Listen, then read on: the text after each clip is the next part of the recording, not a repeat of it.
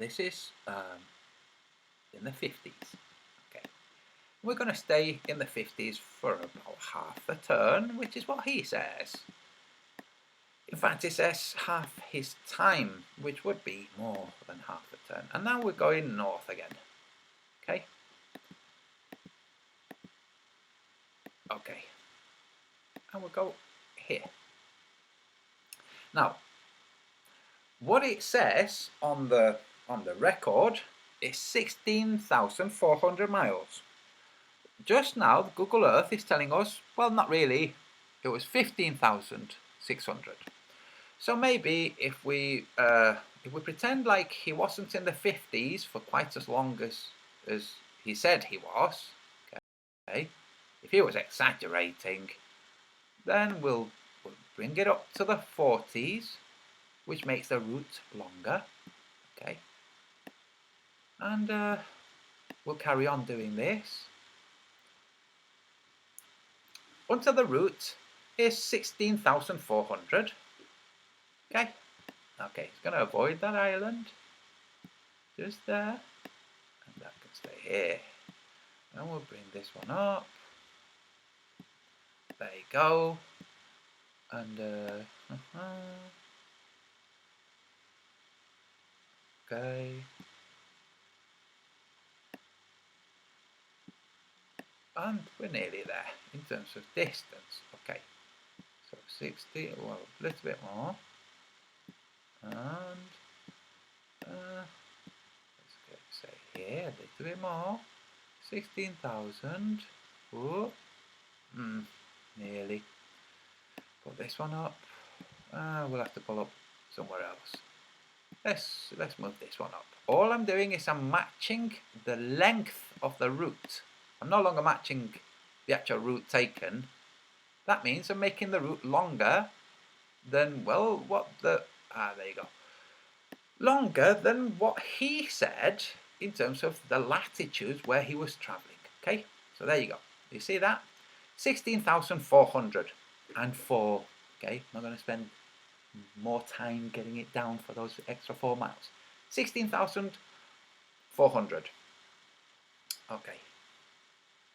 Now I'm going to go and I'm going to get the calculator. Come on, calculator. There you are. It's disappeared. Just give me a second while I pull it up. There's the calculator. Now for the globelings, I'm going to divide 16,400 miles by 102 days. And then we'll see how fast he was doing per day. It was a non-stop race, so he didn't stop. We'll see how fast he was going per average on a day, and then we'll see how fast he was going per average on an hour, because he didn't stop. Okay, then we're going to do the same for the Catharsis too, and then we'll do the same for the Cutty-Sark. Okay, so 16,400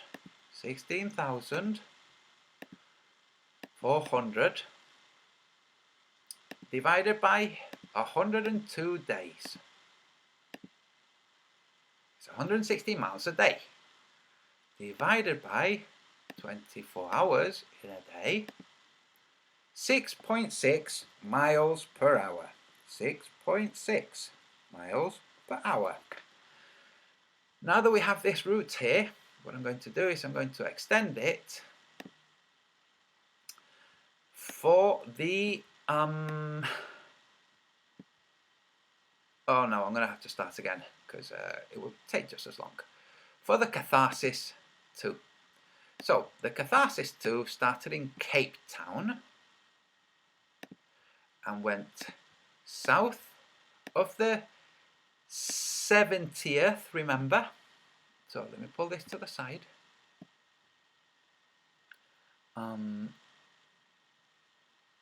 It went south of the 70th.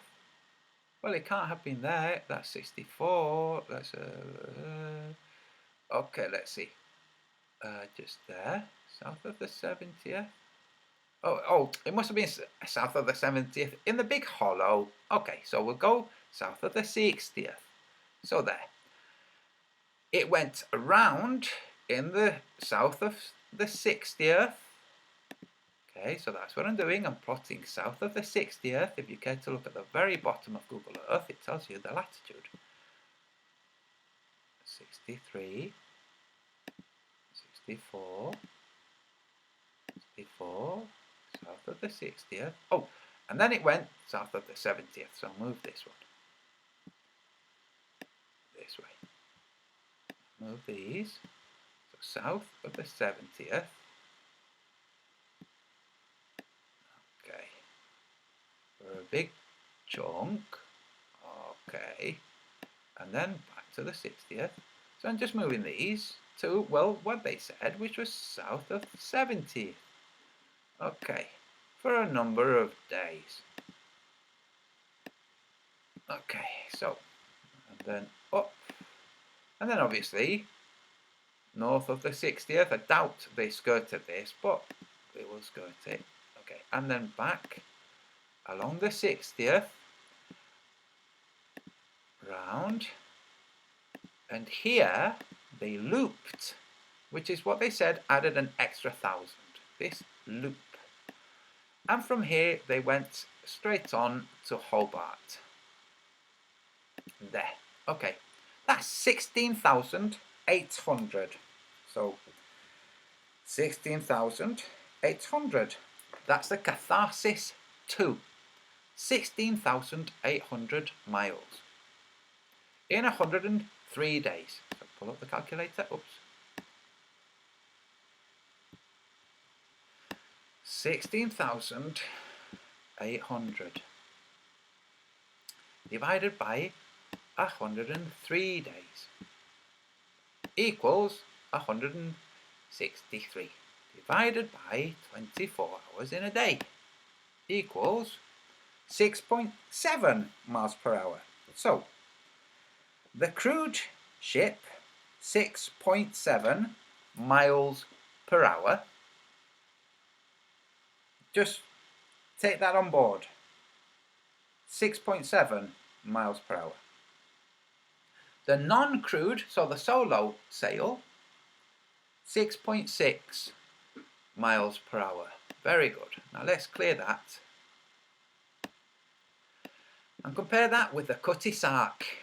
Okay? So,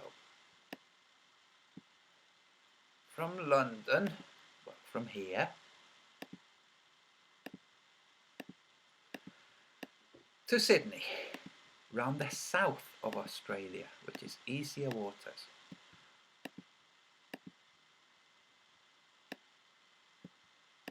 I've done this before. Sam and Dan had a little hissy fit with this. The other Globelings have just stayed quiet, which is what they do. Okay. Now I'm going to take it south. That's the 40th. So I'm in the 40th. Oh, let's go past.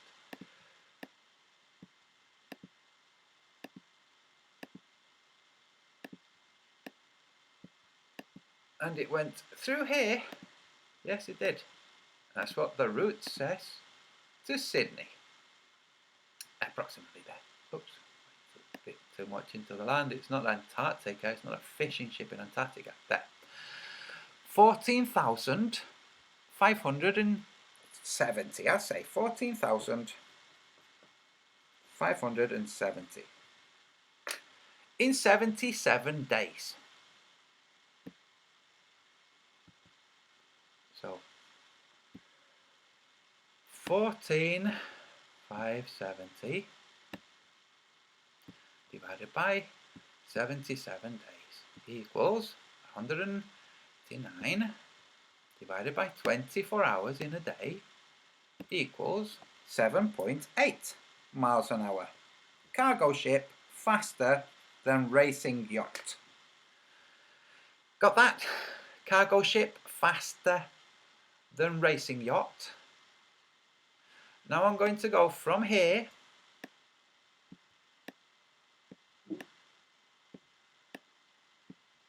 south of New Zealand, which is where it went, back to London into the roaring 40s. That's a bit too high. Oh, sorry. My bad. Roaring 40, we'll keep it around there. And then I will divide this by 150 days, which is how long it took there and back. Obviously they stopped there, but that's beside the point. How long was it sailing between the Falkland Isles for some interesting reason, and on to Britain.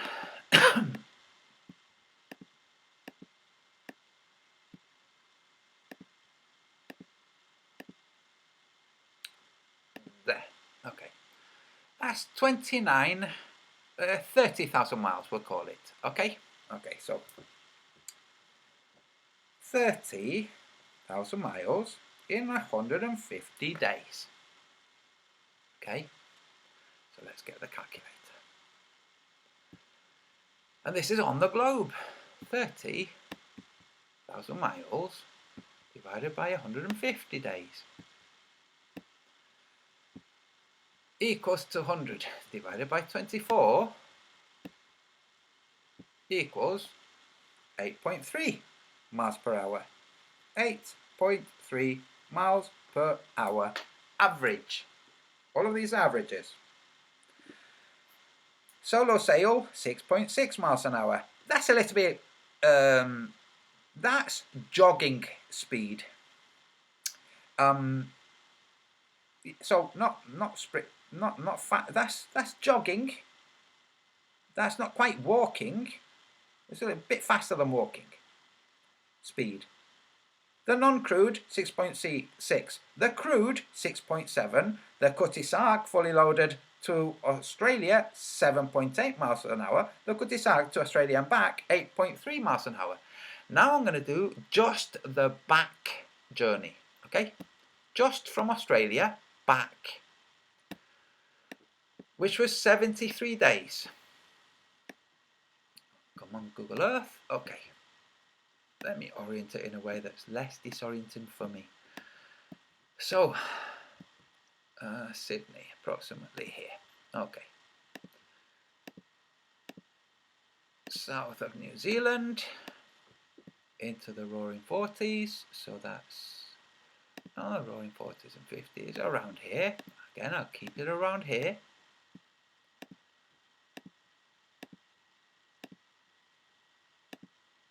And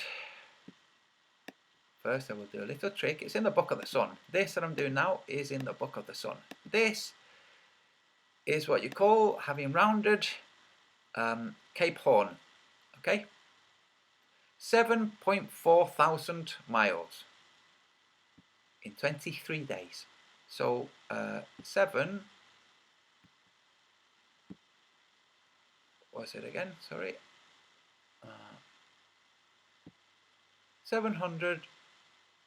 7,446. I hope this is not too tedious for you. Divided by, oh, dagnabbit, sorry about that. 7,446 divided by 23. That's what the Cutty Sark did in the real world. Okay? In the real world, it did that in 23 days. Let's divide that by 24. So let's see how fast we're going per hour. 13.4 miles an hour. That's interesting. That's twice as much. That's twice as fast as the modern racing yachts. Okay? Literally twice as fast. A little bit more. Okay? Okay, so and then it went on. From there, it went through Falkland Isles, between the Falkland Isles, and on. Now you find a couple of weird discrepancies in the real world with what the Cutty Sark captain said and what modern globe eugenicists say. You see, he logged more than 300 miles a day. The globe says, no, can't have been. Well, never mind that. Okay, the whole journey was 15,703. So, 15 703. 700. 15,700. 73 days. Okay, so 15,700 divided by 73 days divided by 24 hours in a day, 8.9 miles an hour. So 8.9 miles an hour. On its way to Australia, it did 7.8 miles per hour according to the globe distances.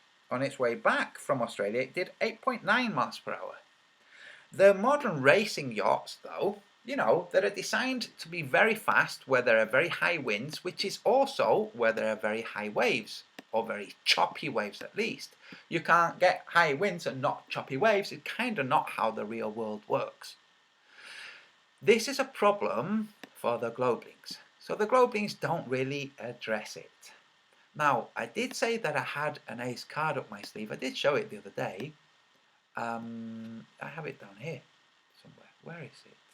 Is it this one or this one? No, not this one. Close that. Maybe this one. Oh, I better keep opening the same one. That's a bit stupid. This one. So, Globelings, now I'm going to close Google Earth. Oh, no, not this one either, but never mind. I will. This is a very good book, by the way, if you want to listen to it. It's called The Adam and Eve Story. It was heavily censored. Quit. Apparently, the story goes, it was heavily censored by the CIA. But this, strangely enough, considering it's been censored by the CIA, this one is the non-censored one. Like, oh, that's okay then. It's lucky that that's there. So now I'm going to close Google Earth. So I'm closing it. Ugh.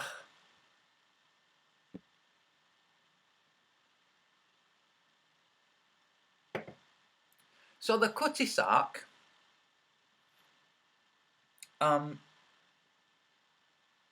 well, much faster, much faster.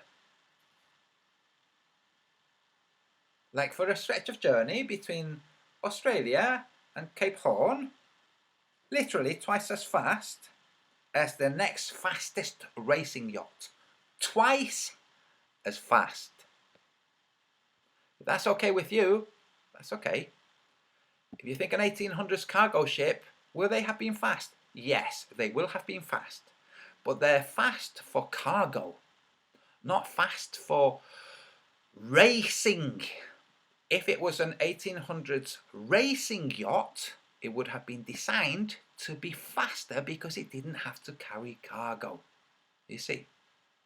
So now what I'm trying to do is I'm trying to get to my ace card, which I showed the other day. Cool young woman. I mean, why well, never mind. I was going to say, why are the social justice warriors not using this woman as an example? It's because the social justice warriors are Marxist pieces of shit. And this woman wouldn't put up with their crap. Not by a long mile. Because this woman's got courage. That's right. Not here. Oh, I think I might have closed it. But if I have, I will find it. Close. Where is it? Not here. I'm moving windows out of the way. Aha. Maybe it's here.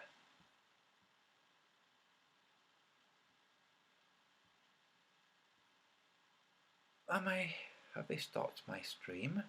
Let's see. No, I'm still streaming. Okay, sorry about that. Right.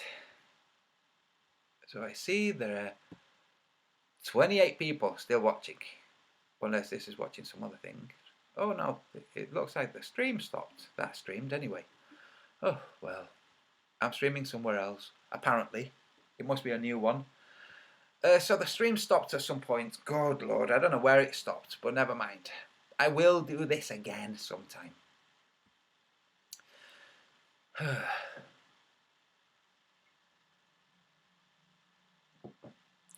One of the reasons the Marxists, that's the Carambes, the Globebusters, the Geronisms, the Irulanduccis, the David Weisses, those flat earthers, and the Wolfies, the Wallies, and the Sparkanes, those Marxists, those guys who demand that you stay within the herd.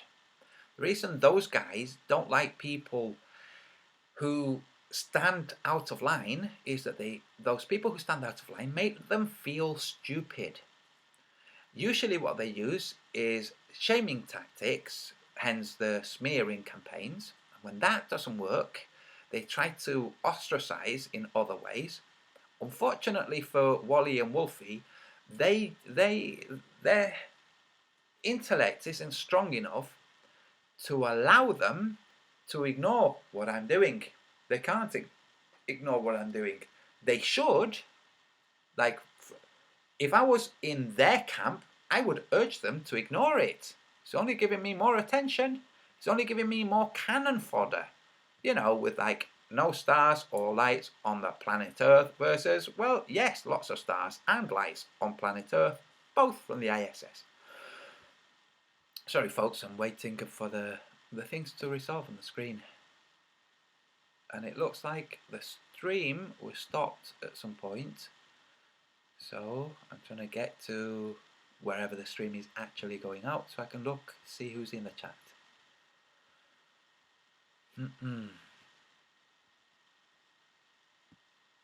Let me see, what am I running? Am I running anything that might be using more resources? Not really. Dark. Oh, go back to this. And window capture. There, go back to this one. Display capture, I can get rid of.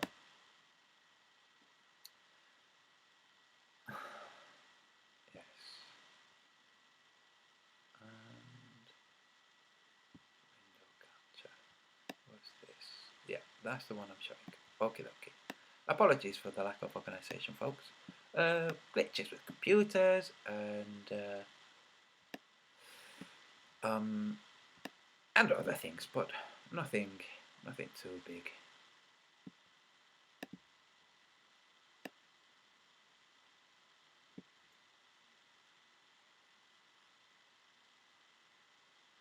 Oh, 92 watching. Aha, I'm at the window. Thanks for hanging out, guys. I know it's tedious having to repeat the same thing, you know, because the Globelings can't handle that their globe really does not work. I could add insult to injury and try to plot the China-Europe block train along the countries and the cities that it swings by, and be short by approximately 1,000 miles. That's from Madrid to Yiwu. Approximately 1,000 miles short over the Eurasian continent. I could do that, I'm not going to. So the Globelings, after much protesting, have failed to plot that China-Europe block train, or failed to address, other than with words. They haven't plotted it on the globe. They have not actually said the words 6.6 miles per hour. Okay. The Kutisark. They just can't. So let me see if this is my ace card. It isn't. Where is my ace card? If I can't find it, I will instead pull it up. It's a cool young woman who sailed around the world on her own. Oh, here I have it. What I'm going to do, rather than play all of it, I'm going to paste a link in the chat again. And, yeah. I'm going to play the last portion, where she talks about the speed around South Africa. And we're going to look at the winds in those regions. So, let me paste a link to it when the computer starts to cooperate. So I urge everybody to actually watch this and listen. I mean, apart from anything else, this woman is absolutely extraordinary, sailing around the world alone. That's right, absolutely on her own, alone, sailing around the world. At the age of 15. How many of us would have the courage to do that? To sail around the world on our own at the age of 15. Greetings, Antonio. Buenas noches. Aquí te doy una llave, un momento. So add moderator. I'm quickly scanning through the chat, make sure there's no lonely globling who's trying to comment without a wrench, so that I can give them a wrench. I don't like to exclude people. Right, okay. I've scrolled, I can't find anyone. So let me see. I have to go here and share a different window. 1 second. Now, this young woman, who part in the talk, part of it, she's explaining how she financed it all herself because she didn't want to take. Now, this woman, when she was saying this, and I say woman, I feel kind of wrong saying woman because she was 16, 17 when she's saying these words. When she set off, aged 15, she didn't want to have sponsors help pay for things because, well, the sponsors would want her to do things and say things. And she didn't want to have a boss like that. She actually says these things. So, she's saying the truth. She says how fast she was going at one point, which goes completely against the globe, and says what distance she did, which goes completely against the globe. That's right. Now, the TED people, that she's doing a talk, okay, at Idea City. It's like a TED Talk type thing. In fact, it might be TED Talk. They have obviously said, so you're going to speak on our platform, you have to put this video. Okay, we've taken a clip of all the stuff you've done, and we've put these things, including that the journey you did was 27,000 miles.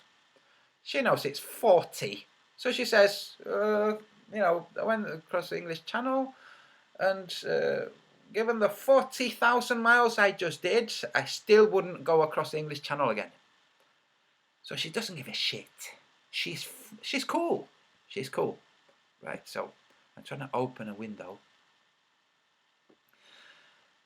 Now, the globe says her journey 27,000.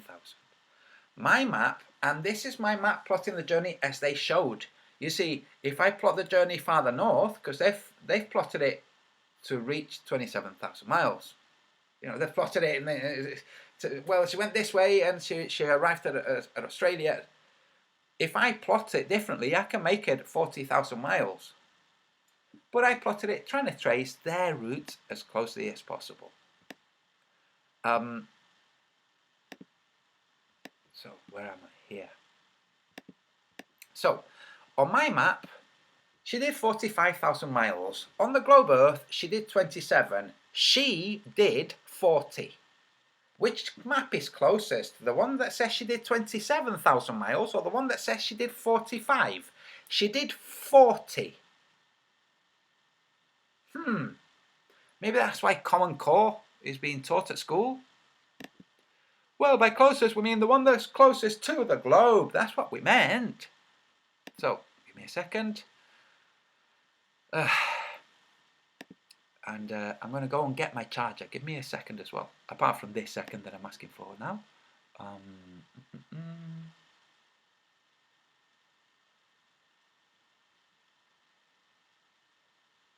Oh, damn it.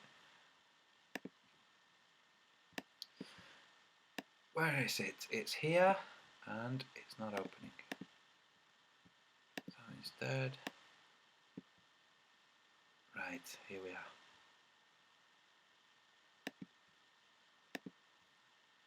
Okay. Ugh, sorry about all the black screen. Racist. For God's sake, that's not racist.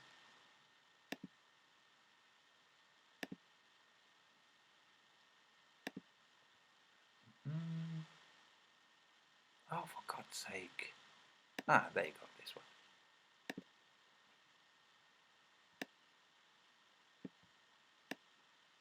And the retarded globelings who don't realise that what they're pushing costs lives, including the finite resource thing, you know, that reason for going to war. Yeah, that costs us lives. It costs lives.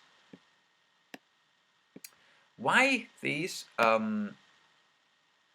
finite resources for which we have to go to war? Well, because of globe. That's why. Right, now, just bear with me one sec.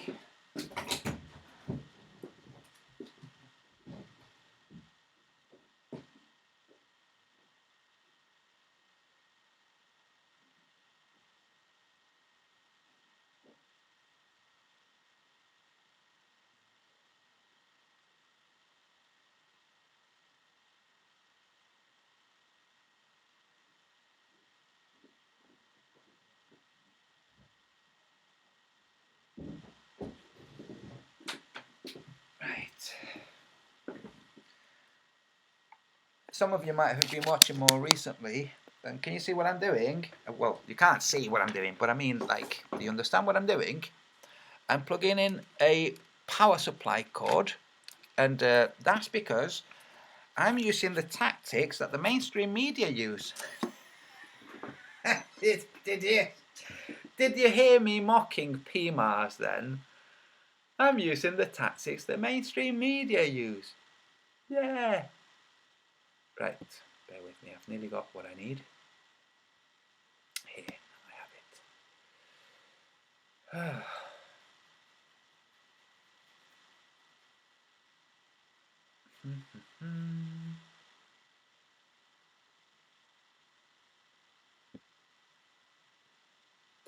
So the typical globing, and I've had these conversations with globing friends of mine.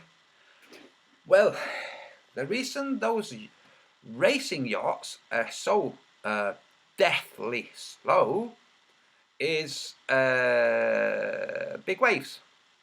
Like, look, big waves go hand in hand with high winds.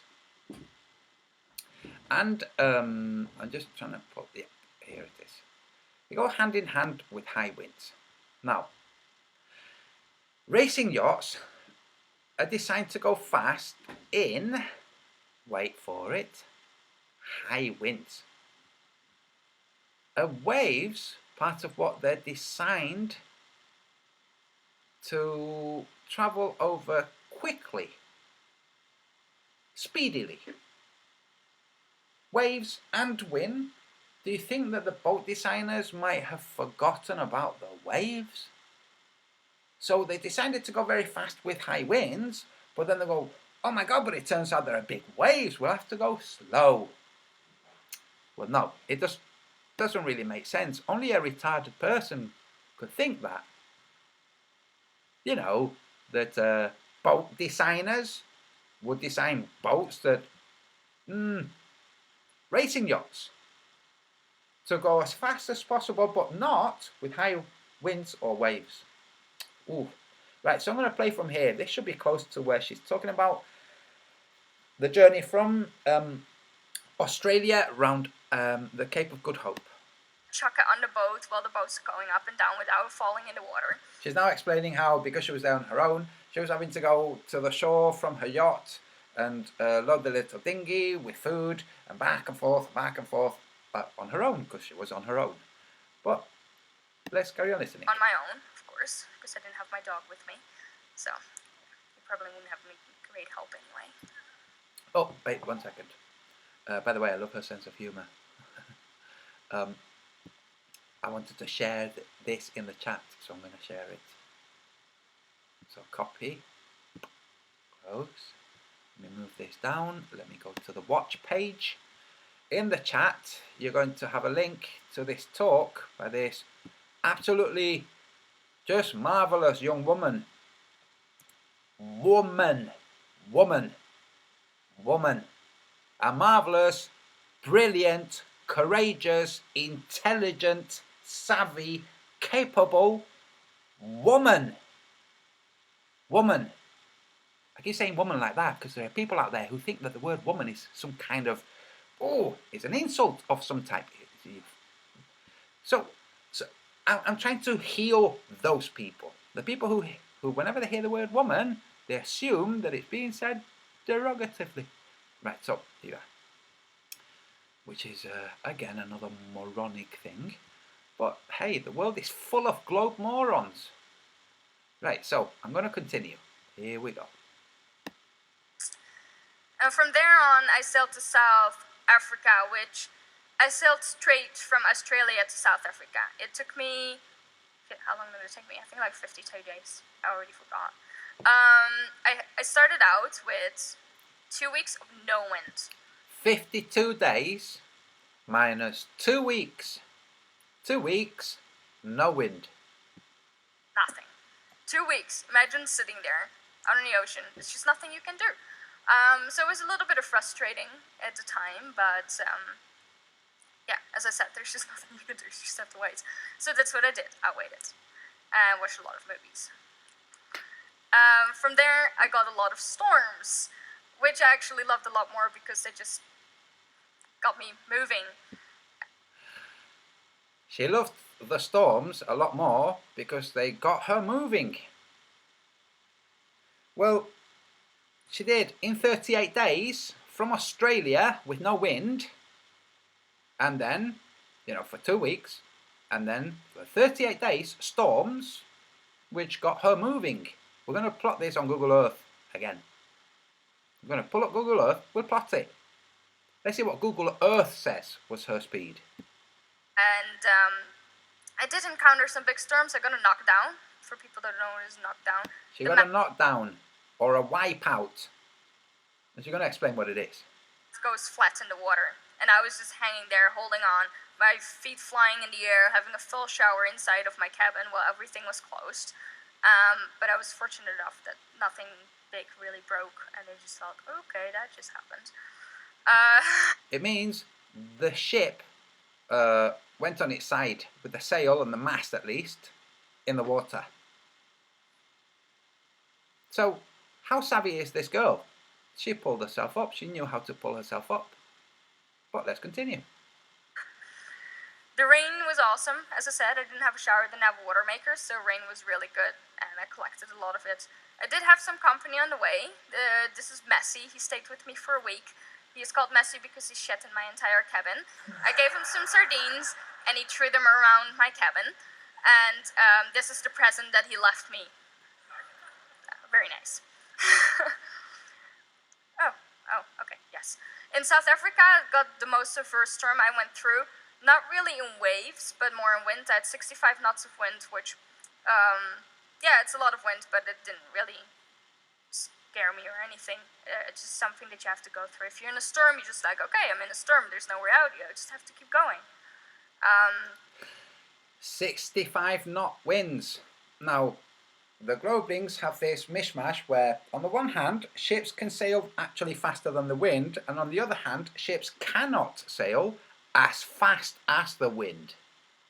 Simultaneously, that doublethink that Orwell warned us about. Literally, you have Globlings who, out of the same mouth, run by the same brain, they will literally say, on the one hand, you can sail faster than the wind, and you cannot sail as fast as the wind.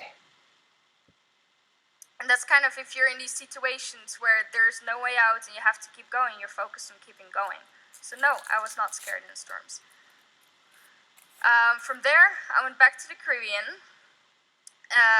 I'm going to let you guys watch the rest of this. It is good. So, but what I'm going to do is I'm going to pull up Google Earth again. And I'm going to plot that journey from Australia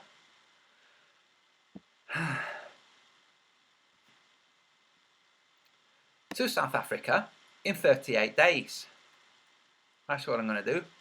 Now you might have noticed that was not a racing yacht. Okay? That was not a racing yacht. I doubt the reason it went on its side is that she didn't know how to orient the yacht versus wind versus shape of wave. I think it might have gone on its side because of the type of storm and the fact that it's not a racing yacht. So I'm pulling up Google Earth, and then I'm going to do the same screen share, and we're going to see what her speed was. And we're going to embarrass the Globelings some more.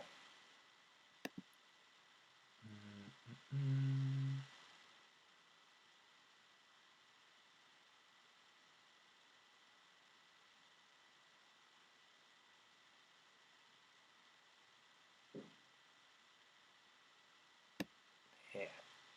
I don't like this display style thing. Okay. Make it larger. Right, so here we go. We have Google Earth. We're going to go from Australia. So, she was here. Okay, right, pull up this. So, she was here, and she left, and no wind. Oops, sorry, I've got the wrong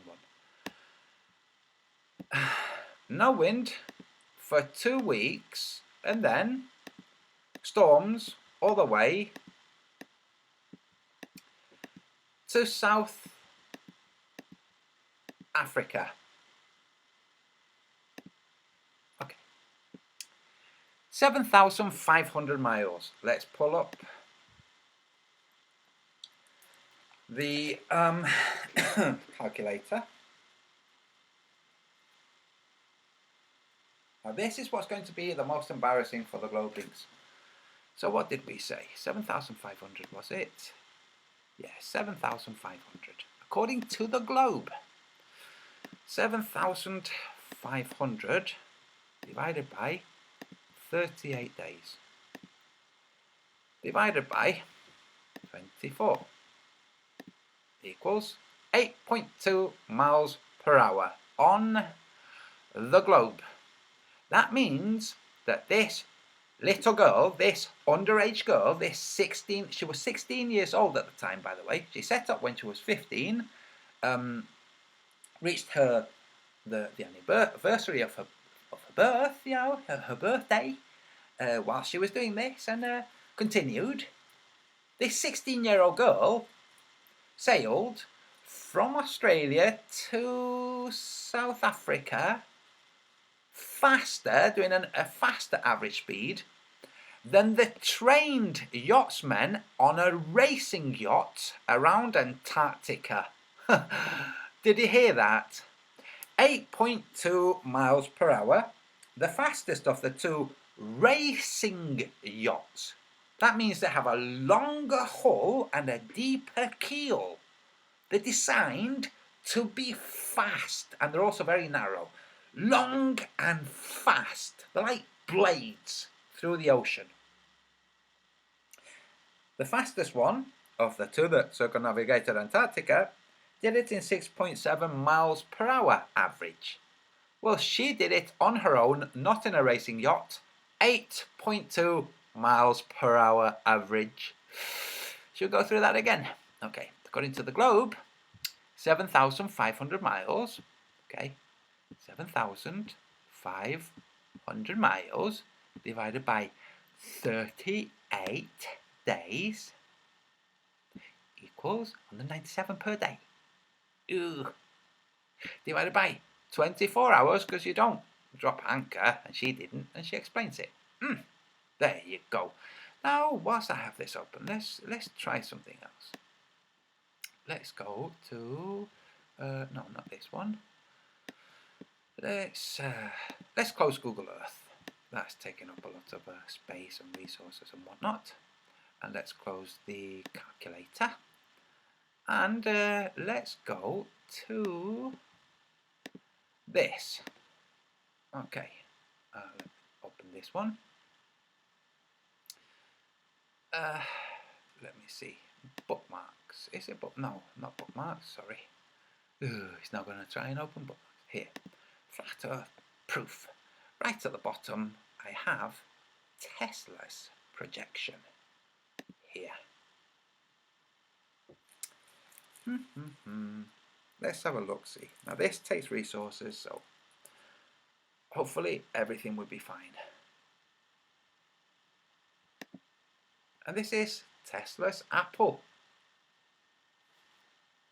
who took the projection, let's see, where might it be?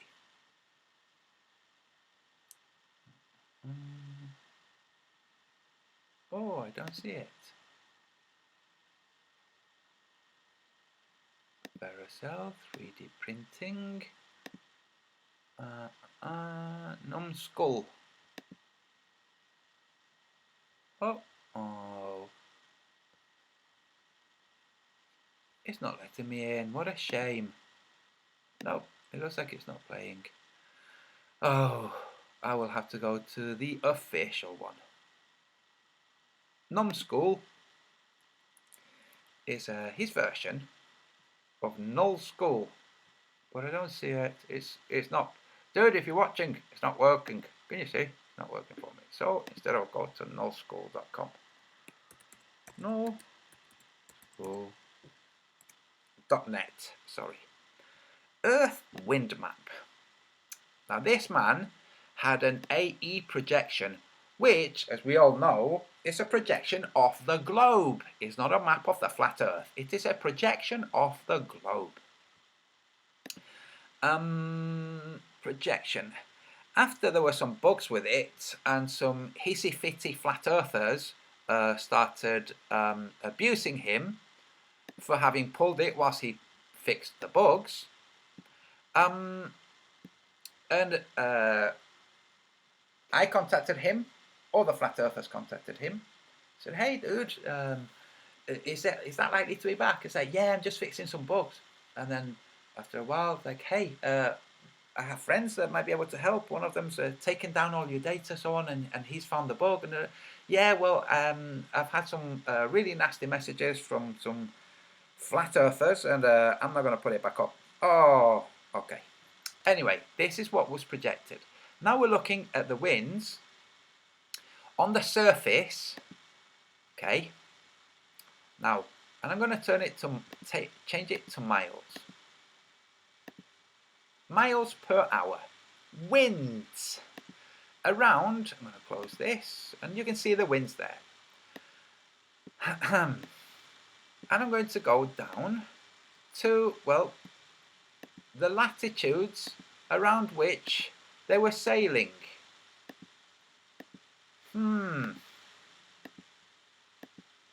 83. Oh, sorry, 34. I was looking at the. Oh, that was silly. At the longitude. 27, 25, 19, 26, 32 miles per hour, 36 miles per hour, 32, 22, 24. All of these going in the direction in which they sailed. Okay? 30 miles per hour, 22, 17, 22. All of these winds predominantly blowing to the east. Their racers were heading to the east. Oh, let's go here. Let's see how fast. 52 miles an hour. That's interesting. Okay, so they sailed east, where the winds blow east. Where they blow, well, this is saying for this time of year, whenever it is, 28 miles an hour. Okay, let's look at the winds from Australia. And of course, this doesn't mean we're not looking at the same time as she sailed, because, you know, there were storms when she sailed. But, we can see that these winds are, well, predominantly, well, slower. Slower. So, let's go back here. Okay, this area here, this is the lull. You know, she said 2 weeks of no wind. That's here. It's a doldrums. There's another doldrums here. south of India. I don't know if you can see my cursor. I'm going to move the cursor. There's another doldrums there. There are several doldrums around the world where it's known that winds can just drop massively, including this area here and West East Island. Here. See? These are doldrums, 1 mile per hour wind. Okay? And there are others that you can see right there. Anyway, let's go back to where she was. She left, okay, 9 miles an hour, 7 miles an hour, 5 miles an hour, then 2 miles an hour or no wind, which is what she said. And then she carried on 13, 16, 20, 20, 17, 11, 11, 23, ooh, 26, 23, 14, 7, okay. Now we'll compare. Remember she said 46 knot winds? So they were higher winds than it's being shown there when she was doing it.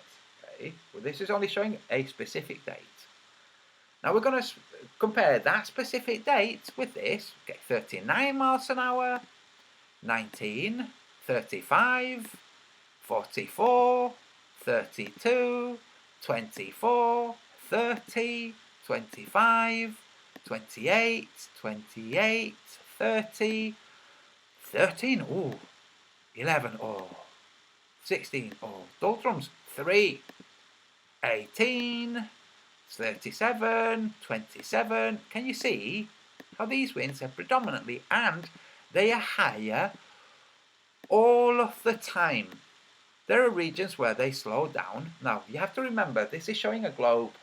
In the real world, it's not a globe, it's a flat earth. In the real world, there are diversions that are magnetic diversions that pull the winds and cause these voids of low pressure, which become doldrums. So that's what happens, okay? It's the winds go, these low pressure regions are diverted. You would think low pressure, wouldn't the pressure just collapse into it? Well, no, not really, don't be silly. That only happens under hurricanes, according to MIT. But according to the real world, oh, lo and behold, no. Anyway, the point of this is, look, you have Antarctica racers travelling around this region to the east where the winds blow much faster than, on average, than the rest of the Earth. Somehow they were doing 6.6 and 6.7 miles an hour in racing yachts. Meanwhile, there's this little girl travelling on her own doing, according to the globe, 8.9 miles an hour in not a racing yacht average. So, let me see if I can, let's see if I can find footage of the Catharsis 2. And somebody who's in contact with me contacted the captain of the Catharsis 2. Said, according to the mileage that you claim, you were doing 6.7 miles an hour. Is that right? And he said, yes. Wow, fantastic, in a racing yacht. So, Catharsis 2. I think I might have spelled that wrong.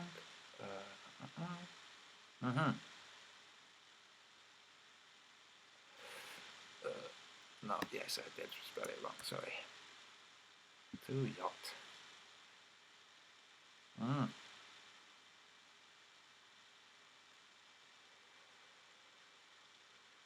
Here you have images, pictures, promo of the Catharsis 2. Let's look at some of the footage. Let's see how slowly it's travelling.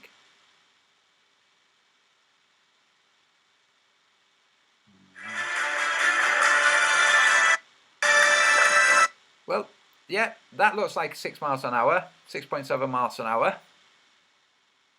That's a Catharsis 2. That's right. That must be. Well, it doesn't must be, okay. That looks like faster, okay, but I'm mocking. That looks like 6.7 miles an hour.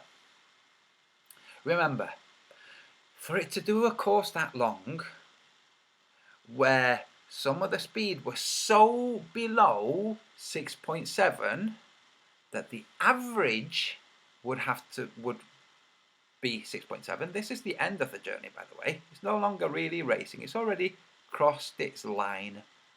So, do you understand averages? See, it must have travelled. This is after the race, remember. Never mind what they're showing with the clock. This is after the race. They are no longer racing.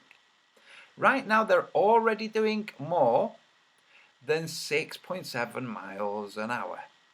How can you determine that, Antonio? Because I can see the background. And I can drive around with my car at 6.7 miles an hour and see how fast the background moves. Anybody can do that. Okay? How else can you tell that it's not really racing? Because it hasn't got its main sail up. Oh no. Right, so let's see if they show any of the faster speeds. No, not there. Let's go to a different video. Now you might want to see video here. Fedor with Ale Perusa doing the his own solo race. Good Lord, look at how slowly they're going here. Yeah, this must be 6.7. There's an iceberg. You'd think that would be one that'd be travelling kind of slow, right? Because there's an iceberg there. But they're doing faster at 6.7 miles an hour. Oh dear. If they do faster than 6.7 miles an hour, which they are doing, when there are icebergs right there, can you see? I would say this is doing about 40 knots right now, maybe 35 knots.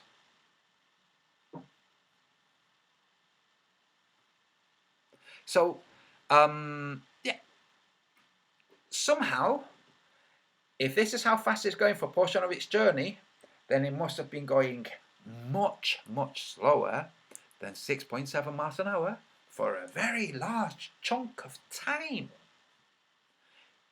Do you understand? I hope, Sam and Dan, I hope you really understand averages. Now, there's a point where they show the speed that it's supposed to be. Oh, look, pretty fast too. Let me see. Oh no, never mind. I will paste a link to this too. And guess how they determine how fast they're going? Well, by satellite, that's how. But there's a point, I watched one of these, where there was a point where, let me see. Okay, first is in English. Sorry. One second. Oh dear. Okay, I'm going to have to wrap up, folks. Let me just say, the 72 days was the around Antarctica. The whole loop was 103 days. Now, if you want to do the 72 days below 60 and 70, well, I'll do that. First, let me just check something. Just bear with me a second.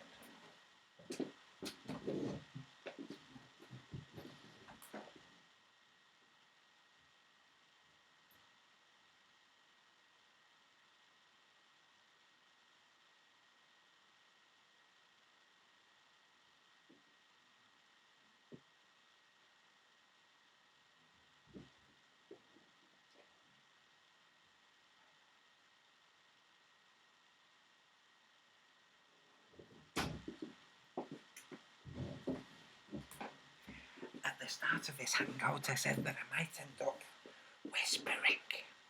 So I'm whispering. Now what I'm going to do, the circle was 72 days. Okay? What I'm going to do is I'm going to plot that all together from Cape Town to Hobart was 103 days. Okay? So now I'm going to pull up Google Earth again. I hope I'm sharing the right screen. Yes, I am. Let me see if there is still anyone watching this.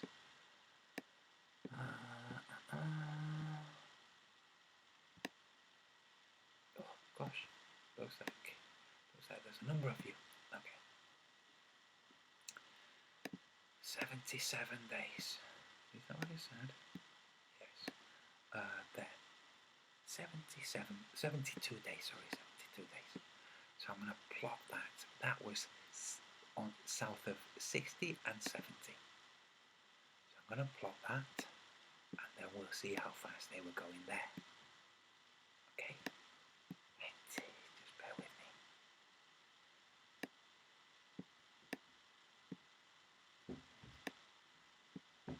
That was this. Okay, that loop, the circle started 60. This is where they crossed. So I'm going to go around here. Oops, sorry, wrong one. Right.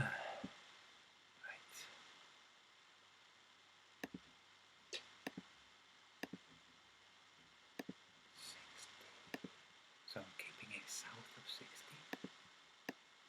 Then I'm going to go south of 70. So now, south of 70.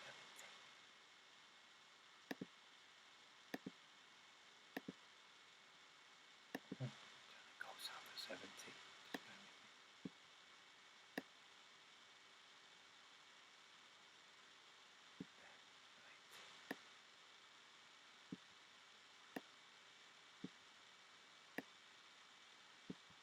Okay. So south of 70. And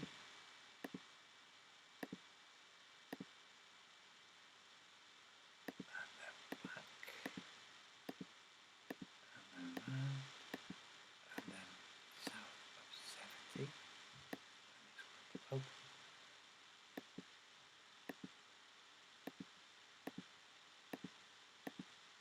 So this is what they refer to as the loop that took 72 days. That's 10,000 miles. We can already see a problem, can't we? Because we did the Cutty Sark. So,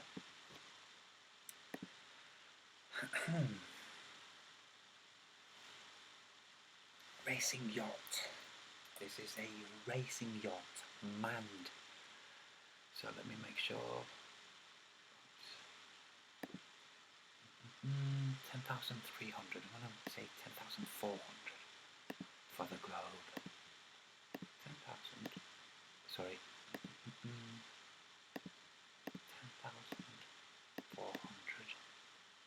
divided by 72 days equals, oh, not looking good, divided by 24. 6. God, that was even worse. Not really worth it. That's made it even worse for the globlings. 6 miles an hour. It's not looking good for the globe. In fact, it's looking dreadful. Absolutely dreadful for the globe. Oh, yeah, approximately. Wow, that's just absolutely dreadful. Let me show that. Good Lord. Abysmal for your globe.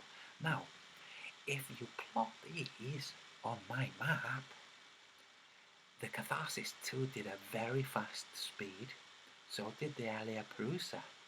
The Catharsis 2 did a much faster speed than pretty much faster speed than the Alia Perusa.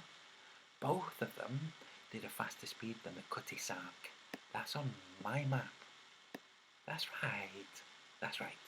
Right, folks, listen, I'm going to get off now.